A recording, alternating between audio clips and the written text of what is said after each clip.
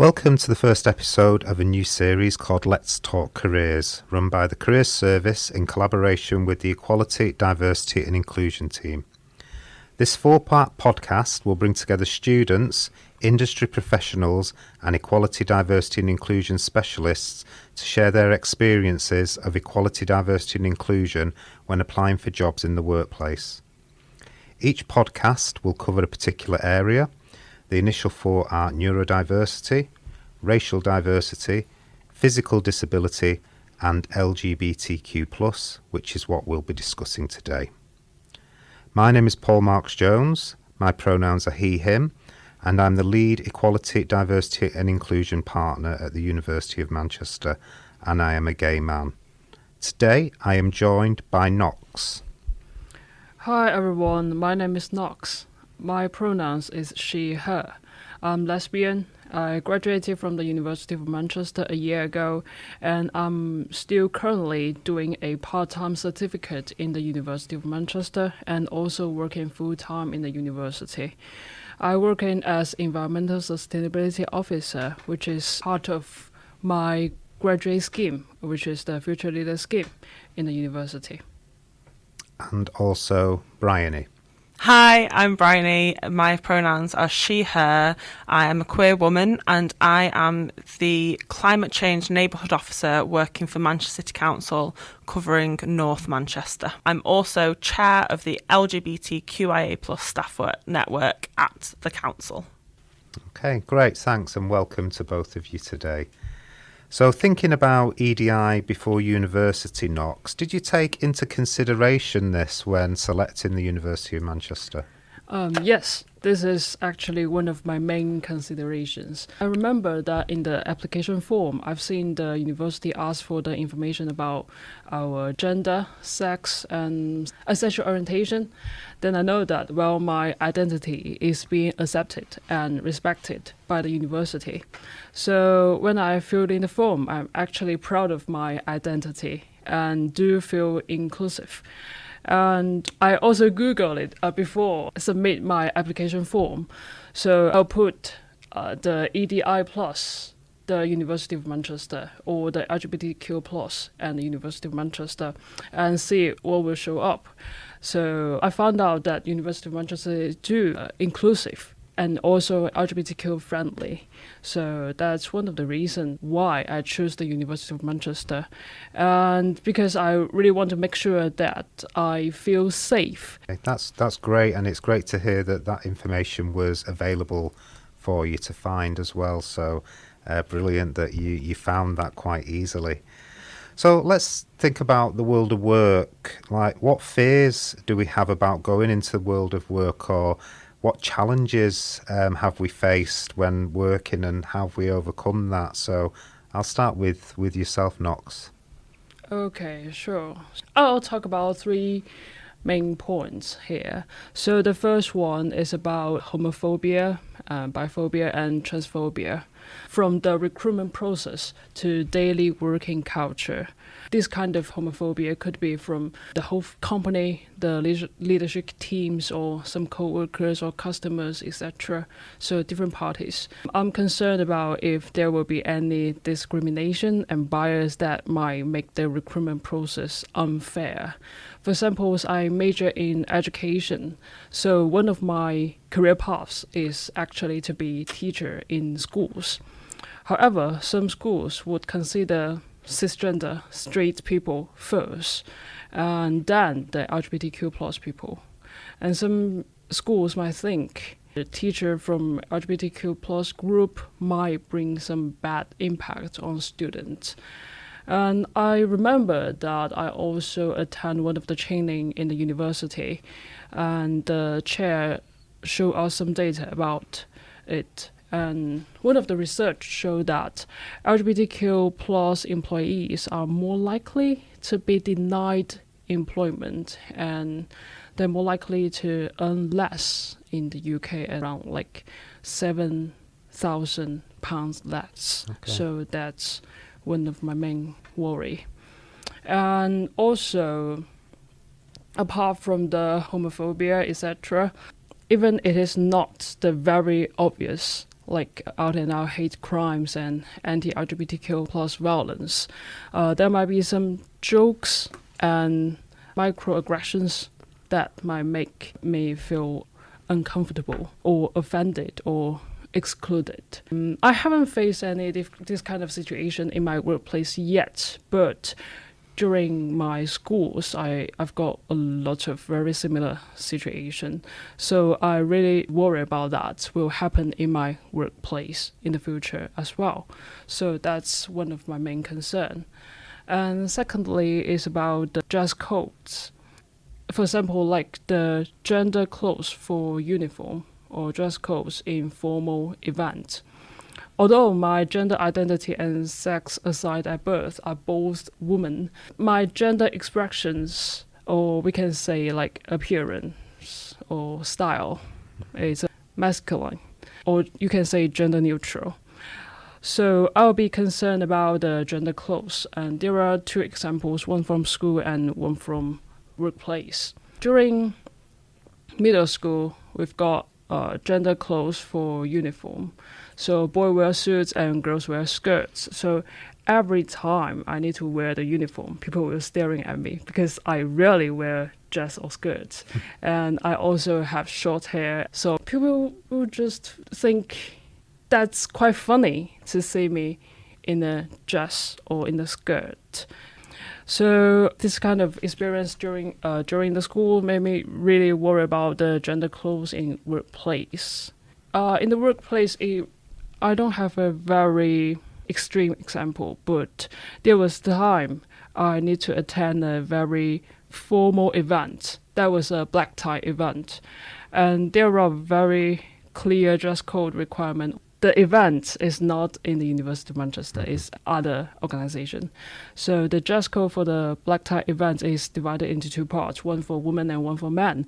And normally, women wear long dresses, and usually below the knee or floor length. And men should wear the tuxedo, or at least formal suit with black tie. So I was confused about what should I wear. And then I had a look at previous years' photos and see what other people, and if there's any people just like gender neutral clothes, etc. They did have a few people just like that. So I asked for my colleagues and my line manager's opinion. So that's not a problem. So I wear a suit during that time.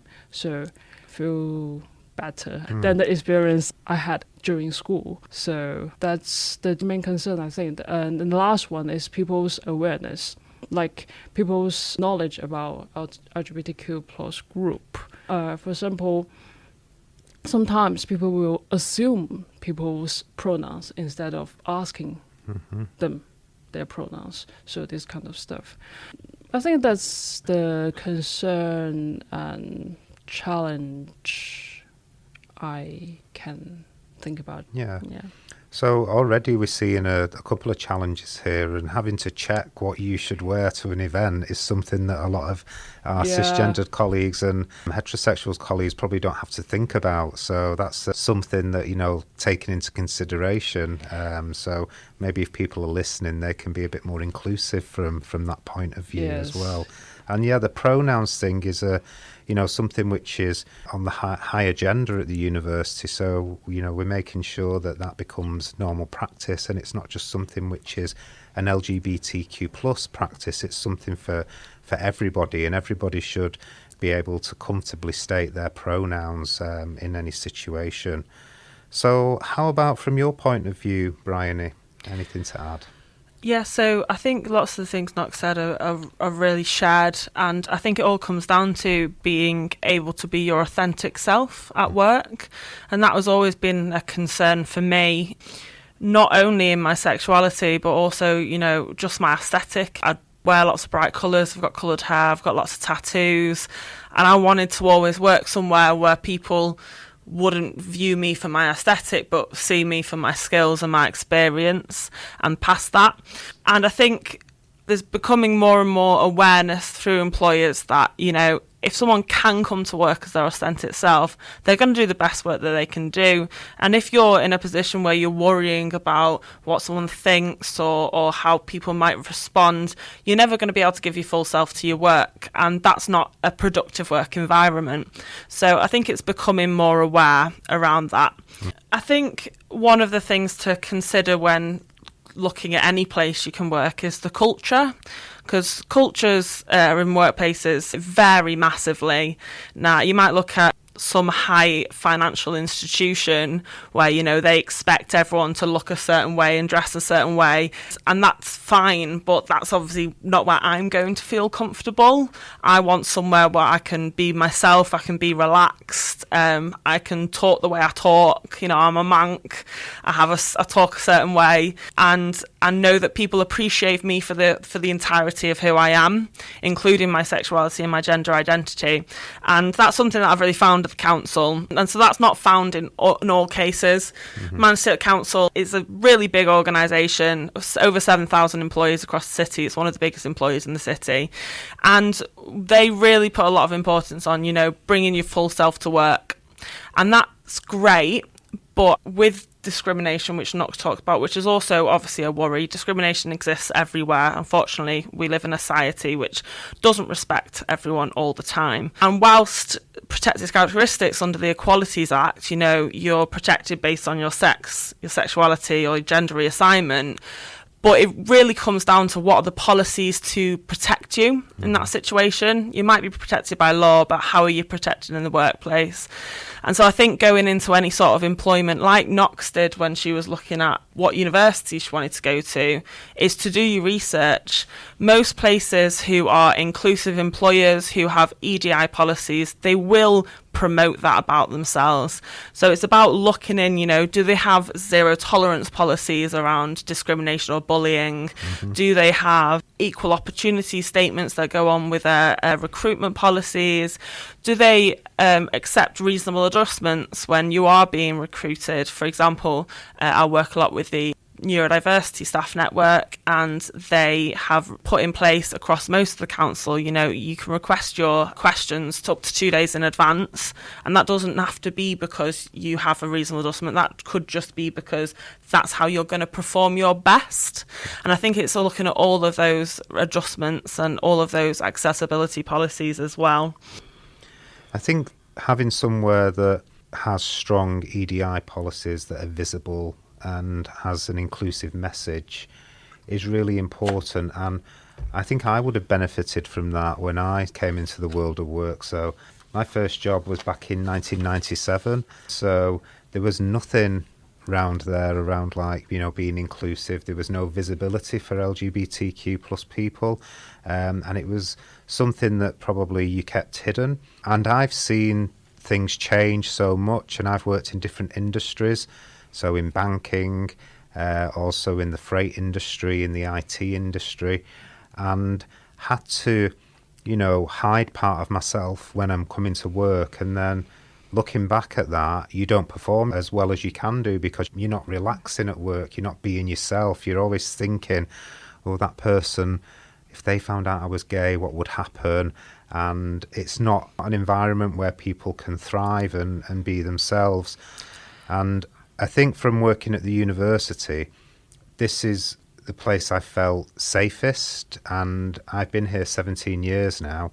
So to be able to be yourself and see people, you know, bringing themselves to work and being able to perform at their best is really, really encouraging. And when people don't do it, I feel quite sad, and I feel that that's something that was from many years ago in my past, and I don't want other people to experience that. So I think, like, by having those visible policies, by having those visible people, and also activities, you've mentioned awareness raising and events that happen, it's nothing but positive to help people feel included and to be able to find the people that are like themselves as well.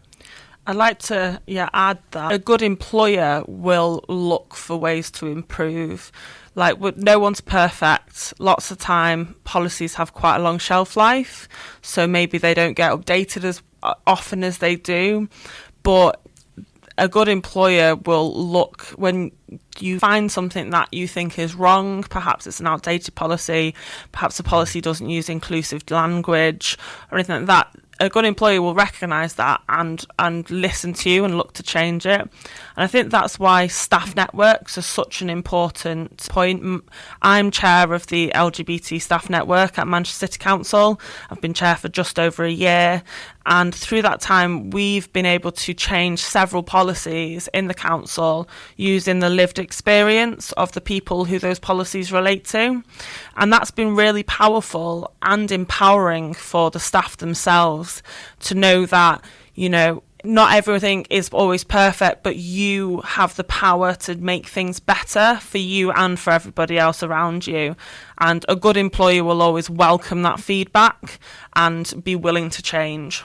Yeah, that's brilliant. And then if you are LGBTQ and you're looking for a place to come and you see they've got a network, then you immediately know that you're going to have that network of people you can get support from, or that you know can help, and then you can improve the experience for other people. So I think that's really important. And that brings us on to like talking about rights when we're at work, and how do people find out about their rights, and how do employers signpost people? So do you have any experience of that? So I think the most important thing, it doesn't matter what you're doing, what job, if you're working or even if you're unemployed, the best thing to do is to join a union. Unions are all about workers' rights. They are what have provided a lot of our workers' rights over the last 100 years, but they're still very active and they have your back. So no matter what is happening, you have someone in your corner. Even if you work in a huge corporation where you feel like the small person and can often feel too much power to overcome, the union is the right place to go. But outside of that, it's about making sure the organisation you're working with has really strong policies. And I think some of the key ones to look for are zero tolerance on bullying. In Manchester City Council, if someone has said something that's made you uncomfortable, we have a zero tolerance policy. So if you report that, you will be believed, it will be taken seriously, and it will be investigated. And I've seen this happen on multiple occasions where members of my staff network have made complaints about things that have been said by colleagues, and we've escalated it, and it has been handled. And I think that gives a lot of power to the individual, but also tells people that it doesn't matter if you think it's a joke, it doesn't matter if you mean to make someone upset. If it's inappropriate and it's not right for the workplace. One of the policies that we as a network have helped develop in the council is a transitioning at work policy. So this was co-designed in collaboration with a number of our trans and non-binary members who were able to sit with senior management and develop a policy that means that if you are a transgender person and you wish to transition at work, that you are protected and that all the steps that have to happen are there for you, and that the responsibility for making those steps is on your manager and not on yourself. Because lots of people will leave the places that they work when they transition because it's a hard thing to do at work. But we don't want to be losing fantastic employees just because they're transitioning. Your gender identity, it doesn't impact your ability to work. And also, one of the other things is Good Manager's Guide. We've got one of them at the council and lots of other organisations do. And it sets out what is expected of a manager. Because sometimes the most important relationship you have in a job is with your manager. You might never speak to anybody else other than your manager. You need to know that they have your back and that whatever happens, they're there for you and they can follow the correct procedures to help you. Another one is EDI training. We come from lots of different backgrounds. I grew up in inner city Manchester. I grew up with a really good understanding of diverse cultures, but other people might not have. You might have never ever met a trans person in your life. And that doesn't mean that you're transphobic, you might just be ignorant. So we've recently commissioned trans and non-binary inclusion training, which is being rolled out at the council. It's being targeted specifically at our frontline workers who are most likely to come into contact with trans or non-binary people in the community so that they know how they're supposed to be included and support them in daily life. And it's also important to know that your managers are doing that EDI training to maintain there's a consistency, and that's something we're looking into, developing a sort of kite mark for managers to know that they have completed all their EDI training, so that you as an employee know if something happens I can go to my manager because I know they're fully trained. And another thing is workplace adjustments. I mentioned that earlier, but I've experienced this personally because I suffer with endometriosis, and one of the things that I love about my job is that I work flexibly.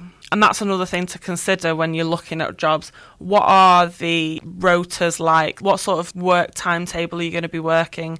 Some people love a 9 to 5, you know, and you come home, that's it. I work in communities, so I'm sometimes out at the weekend or the evenings. I can design my calendar around what I'm doing and what I need to do, which means, you know, if I'm feeling a bit unwell in the morning, I can work a bit later. If I've got lots to do, I can work later and earn it back.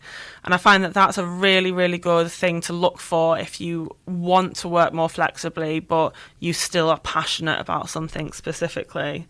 And then there's the staff surveys. You know, it's really important that organisations, no matter how big or small, are getting feedback from their employees, and that you know that they're not only reporting on it, but they're also acting on it. So our staff survey directly informs our workforce equalities strategy at the council. And we have 10 staff networks at Manchester City Council. I would name them all, but I always forget one. But each of them relating to a different protected characteristic. And what that means is that there's a community of people, even if you don't have anyone in your direct team, there's a community of people who understand you and get your challenges, and also who can speak on your behalf. One of the things that we've been involved in as all of the networks has been in shaping the workforce equality strategy. So even if you're not in one of our networks, you know that you're benefiting from an open and transparent process for consulting on these sorts of things.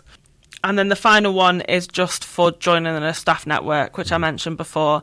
Even at Manchester Council, which is great inclusive policies, you know, they can always strive for better.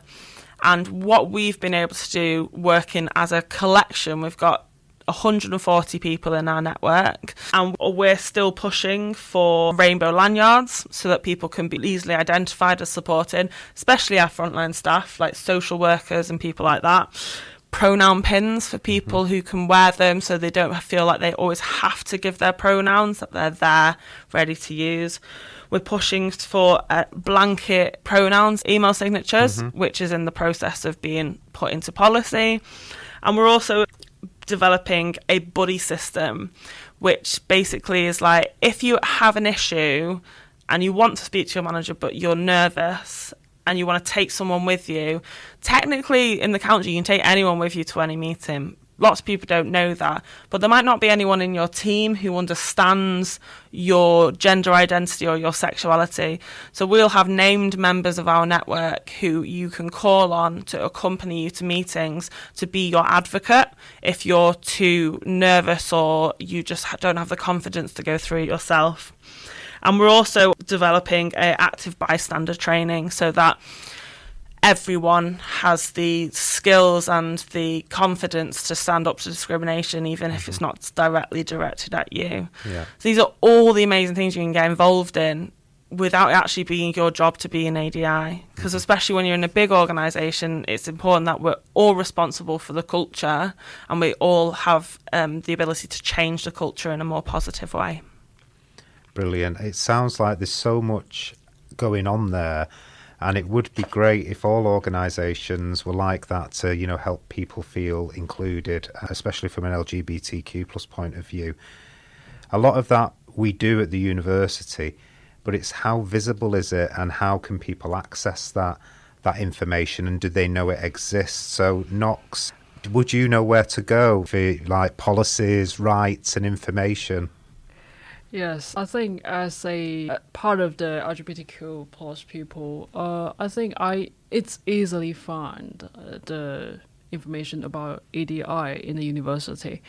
But when I was a student, I think the EDI knowledge should be embedded in the curriculum. But during that time, I don't have any formal or mandatory training about EDI. It's always optional, and there are a lot of really interesting like activities and events that I can get access and that I can go to.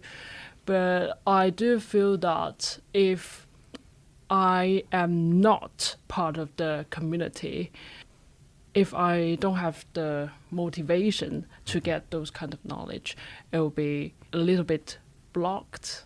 But I do realize that we've got the EDI training in now, currently.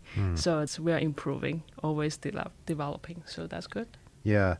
I think communication is key here, just so reminding people where they can find that information and not just targeting it at, particular equality groups, because it's everybody's responsibility to be able to signpost a colleague to some particular piece of training. So as long as people know where to go and know the breadth and the span of the training, the information, the policies, then I think that really, really does help, people understand about their rights and where to find more information as well.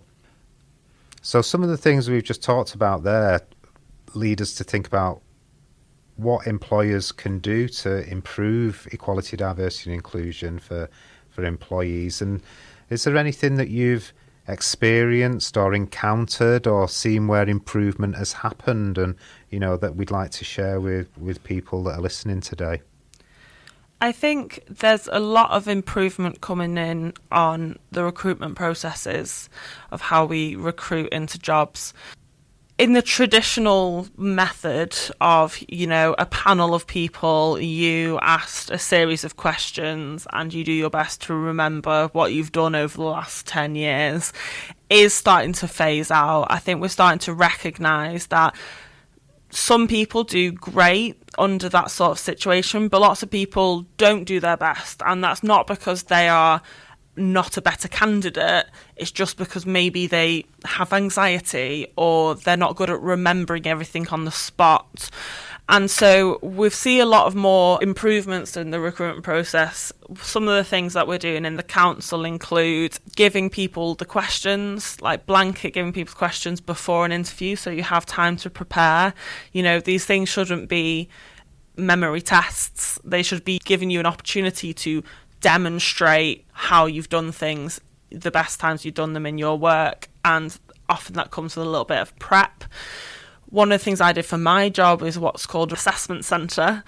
So this is, I did this both for my current role and my past role, and I quite enjoy these. Instead of having an interview, you have basically a day of activities. So you do a few group activities with other candidates, you do a writing task, and then you do a tiny interview with like 1 or 2 questions. And what this does is it enables you to actually see how you would work. So like, let's give you this information, how would you design an action plan?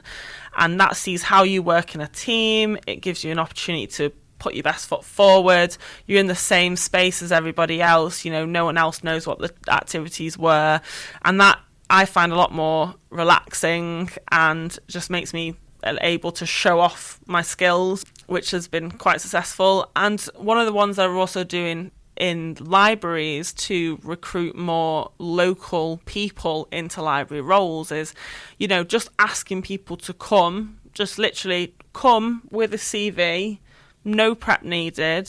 We're just going to have a casual chat. We're just going to check your CV and we're going to hire the best person. And it means that, the council has a target to be reflective of our community. And that's in every levels. And that's not going to happen if we only put the priority on people who can perform in a very specific situation. So I think that's really important. Another thing I'd really encourage people to do is when you look at job applications, there's usually a number on there saying, if you'd like to hear more about what this role will be, give us a call. I've never done that, but people really should, because it's often one of the team who you're going to be working with, and they can give you a much better insight into what a job is than one side of A4, which often we're trying to improve this at the council, but we're not very good of using corporate language, which can be quite inaccessible to people who maybe don't speak English as a first language or maybe don't have a very high reading level. Doesn't mean they're not a great candidate. So if you struggle with those things, pick up the phone, give someone a ring, see if they can talk you through it. Because when I've been on recruiting panels, I've always been more than happy to tell people more about the role, and it helps you understand whether you think you'd like it. So yeah. Okay. Nox, from your point of view, is there anything that you've experienced or that you'd like to mention here? Yeah. It's a little bit similar to Bryony just said. So because language is my second language, so I'm second language speaker in the UK. So during the assessment center, at my interview for my current role in the university, I feel like it's quite challenge for a non-native speaker to attend those assessment center, and I do feel that if we can get the questions a little bit earlier, like just 15 minutes or 30 minutes earlier, so we can understand all the questions really well, it will be more inclusive, etc. So yeah, that's one of the points. Yes, when I applied for some role, I realized that in the University of Manchester we have the job description, like the vacancies website, and in the job description it will mention the sentence like this. I noted down, as an equal opportunity employer, we welcome applicants from all sections of the community regardless of the age, sex, gender or gender identity, etc. So when I see this kind of line, although it's just a really simple line on the website, I do feel like it is inclusive or I'm respected. So I'm welcomed to apply for this role, which is really good, I think. And another one, in the university, I found we've got the All Out in the university, which is a community that all the LGBTQ plus people can join. And also another one I found is really, really good is we've got the All Out Alley for non-LGBTQ plus people. They embrace LGBTQ. So I think to fight for the LGBTQ plus rights is not just our community's responsibility. It's for every single people across the organization. So that's really good. Yeah. Another point on interviews as well is you are being interviewed by the company organisation, but you are also interviewing them about whether you want to work for them. And they always say come to an interview with questions, which sometimes you're like, what questions am I going to ask? That's a hard thing to think of. And there's always the what is the pay? Is there progression? But also ask those questions about the culture. Do you have a big LGBT community at work? Do you have support structures in place to support them? What is the culture like? Do you have what's your policy on bullying or discriminatory language? If these things are important to you, ask them, because you'll know off the bat. If they don't know what the answers to those questions are, they're probably not the sort of organisation you want to work for. In any size organisation, every single person should know what the policies are on equalities and inclusivity. And if they don't, maybe that's not the right place for you, because that's where you get that feeling. And I've gone for interviews where in the application process I've been full on really want this job, rocked up there, sat there for 50 minutes, thought there's absolutely no way I want to work here. And that's your right. Don't see that as a failure. Don't think, I've put all this effort in now, I should go for it. No, if they're not going to be the sort of environment where they support you to be your authentic self and to be the whole entirety of you, then that's probably not where you want to work. Yeah, it's a really valid point, and I think that there's a lot of improvements that organisations are always making to be more inclusive, and it's really important to remember that just because you're going for an interview, it's not you being interviewed. You want to quiz the organisation. And there's so many ways that we can do that. And I'm so delighted, Nox, that you've seen our All Out Allies programme, because that's something which I personally developed at the university. So a way to ensure that we are educating people on LGBT barriers that people have, and for non-LGBTQ plus people, and how they can be supportive allies as well. I think also the way that we can improve EDI any organisation is that visibility, making people aware of policies, how they can contact somebody if something goes wrong or something's not quite right. And we do have a system at the university called Report and Support. So if anybody feels they're being bullied, discriminated or harassed, then they can use that as a way to get support from somebody or report something anonymously. So it's always important to remind people of that at every stage. And even like on our corporate website, that should be there, because a candidate could feel that they need to access that as well.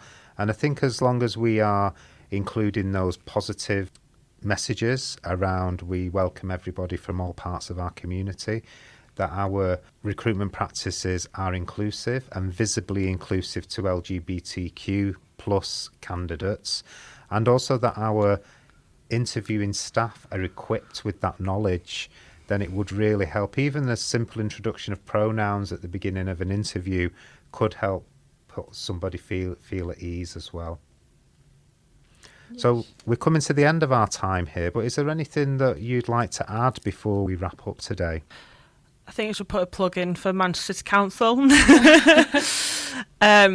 council is always looking for local people to join our over 7,000 workforce. You can go onto the recruiting page, search for jobs@manchester.gov.uk. It's really important that more people understand like the breadth of work you can do within the public sector. We're really on a mission to make Manchester the best city in the world for people to live and work. So check it out and see if we have a place for you. Great, thank you. I want to add something. Yeah, because we've got a lot of international students from different countries, and maybe their knowledge and understanding of LGBTQ plus group is really the lack of this kind of knowledge. So it doesn't mean that they don't want to know more about it. So it's really important as a university to give them the basic information about this kind of knowledge.